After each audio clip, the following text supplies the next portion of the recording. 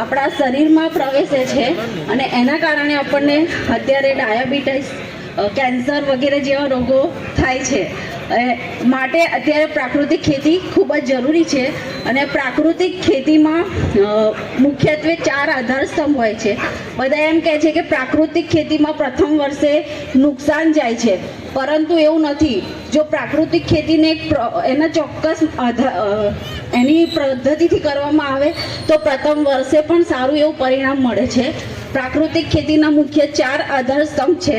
પ્રથમ છે બીજામૃત, બીજું જીવામૃત, ઘન જીવામૃત, અને ત્રીજું છે આચ્છાદન, અને ચોથું છે વાપસા. આ ચારે પદ્ધતિનો ચોક્કસ રીતે આપણે ઉપયોગ કરીને જો પ્રાકૃતિક ખેતી કરીએ તો એનું ચોક્કસ આપણને પરિણામ મળે છે, અને મને પણ એનું પરિણામ મળેલું છે. પ્રાકૃતિક ખેતી માટે ગાય જરૂરી છે, અને એ પણ આપણી ભારતીય દેશી નસલની ગાય. હવે એમાં મોટા ભાગે તો કોઈને ખબર બી નહીં હોય કે ભારતીય નસલની ગાય શું. તો જેના ખૂંદ હોય એ બધી જ આપણી ભારતીય દેશી નસલની ગાય કહેવાય. અને એ ગાયના ગોબર અને ગૌમૂત્રમાંથી ખાતર બનાવવામાં આવે છે. હવે આપણા પ્રધાનમંત્રી સાહેબ એમ પ્રાકૃતિક ખેતીને ખૂબ જ પ્રોત્સાહન આપે છે. એના માટે વિવિધ યોજનાઓ પણ આપેલી છે. એક ગાય 30 વીઘા ખેતી આપણને સફળ રીતે કરી શકીએ એક ગાયથી. અને જે ખેડૂતો માટે ગાયની વ્યવસ્થા ના હોય તો ભારત સરકાર આત્મામાં જોડાય પ્રાકૃતિક ખેતીમાં ગાયના નિભાવ ખર્ચ માટે દર મહિને 900 રૂપિયા ખેડૂતને આપવામાં આવે છે. આ યોજના છે પ્રાકૃતિક ખેતીના પ્રોત્સાહન માટે. હવે એમાંથી આપણે જીવામૃત, ઘન જીવામૃત વગેરે બનાવી અને એની પદ્ધતિથી સૌથી પહેલાં ઓરવણમાં તમે ઘન જીવામૃત આપણે 4-5 ટ્રોલી વીંગામાં ખાતર નાખીએ છીએ. એની જગ્યાએ 600 કિલો, ફક્ત 600 કિલો ઘન જીવામૃત તમે નાખો તો એ 6 ટ્રોલીના ખાતર કરતાં પણ સારું પરિણામ આપે છે. બીજનું તમે સીધું વાવેતર કરો એની જગ્યાએ એને બીજામૃતથી બીજ સંસ્કાર કરીને વાવો તો એને જમીનને રોગ લાગુ પડતા નથી અને ઝડપથી એનો વિકાસ થાય છે.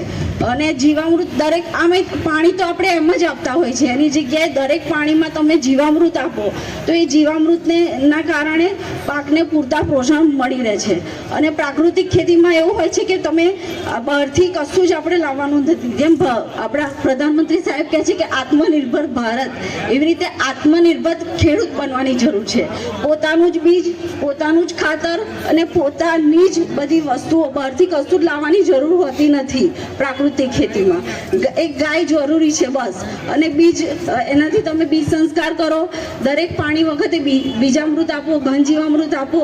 આચ્છાદન એટલે કે જે છોડ હોય એની આજુબાજુ આપણે જે ખેતરનો કચરો આપણે સળગાવી દઈએ છીએ એની જગ્યાએ એને પાથરી દેવામાં આવે છે. એના લીધે એને સૂર્યપ્રકાશ સીધો પડતો નથી અને એને ભેજનું પ્રમાણ બન્યું રહે છે, એના લીધે વિકાસ થાય છે. એટલે આ રીતે પદ્ધતિસર જો ખેતી કરવામાં આવે તો પ્રાકૃતિક ખેતીમાં ખૂબ સારું પરિણામ મળે છે.